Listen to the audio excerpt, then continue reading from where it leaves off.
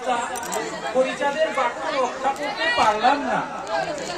আমি যেদিকে তাকাই সেদিকেই শুধু আরো পীড়িত পরিচিত লাঞ্ছিত মানুষের করুণ চেহারা দেখতে পাই, আর তাদের বুক পাতা আর্তনাদ।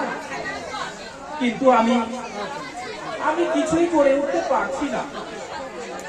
আমার সাধ্যমতো সাঙ্গ কাণ্ড নিয়ে আমি দিনরাত গ্রামে গঞ্জে ছুটে বেড়াচ্ছি, কিন্তু কোথায় এই চন্ডাল জাতি এখনো যে ঘুম ভাঙে না। ও বাবা হরিচাঁদ, তুমি আমায় কোন পরীক্ষাগারে ফেলে গেলে? এই চড়াল চন্ডাল জাতি আর কবে যে মানুষের মতো মানুষ হবে?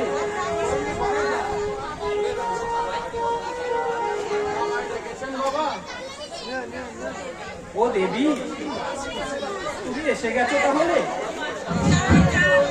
তোমার সঙ্গে আমার জয় হরি বল। সকল ভক্তদের উদ্দেশ্যে বলছি, আপনারা কেউ দৌড়াদৌড়ি করবেন না। এখানে প্রসাদের আয়োজন আছে, আপনারা প্রসাদ না নিয়ে কেউ যাবেন না। একটু ধৈর্য ধরে বসুন।